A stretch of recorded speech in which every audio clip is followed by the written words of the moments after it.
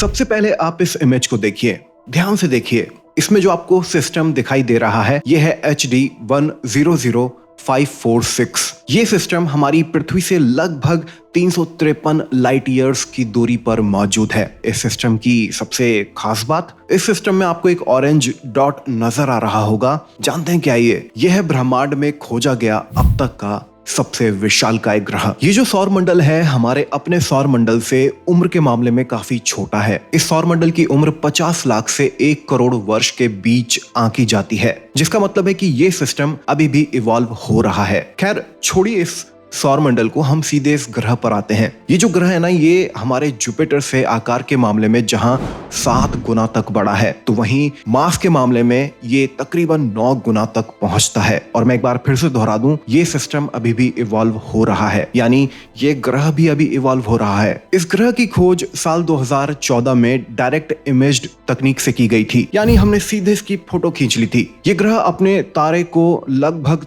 53 astronomical units की दूरी पर रहकर ऑर्बिट करता है, यानी प्लूटो से भी कहीं ज्यादा दूरी पर रहकर। इसका जो तारा है वो एक बी टाइप स्टार है और उस दूरी पर रहकर ये अपने तारे की एक ऑर्बिट को पूरा करने में तकरीबन 250 साल लगा देता है। चलिए इस ग्रह के आकार को एक दूसरे नजरिए से भी समझते हैं। इस ग्रह का आकार इतना बड़ा है कि इसके वॉल्यूम में अगर हम जुपिटर को ठूसना शुरू कर दें तो 328 जुपिटर तक फिट किए जा सकते हैं। वहीं अगर पृथ्वी की बात करें तो ये आंकड़ा 4,34,071 पृथ्वियों तक पहुंच जाता है। एक कमर्शियल एरोप्लेन जो औसतन 900 किलोमीटर प्रति घंटा की रफ्तार से उड़ान भरता है, उस एरोप्लेन को इस ग्रह की एक ऑर्बिट को पूरा करने में 140 दिन तक लग जाएंगे। वहीं यही काम वो पृथ्वी पर सिर्फ 2 दिन में पूरा कर लेगा। भाई साहब, ये ग्रह तो वाकई जायगेंटिक है। वैसे मैं आपको बता दूं कि 2017 में एक स्टडी हुई थी, उसके मुताबिक ये जो ग्रह शायद इतना मैसिव या इतना बड़ा नहीं होगा। इसका जो रेडियस है वो 3.4 जुपिटर रेडियस तक हो सकता है। क्योंकि ये सिस्टम अभी भी इवॉल्व हो रहा है,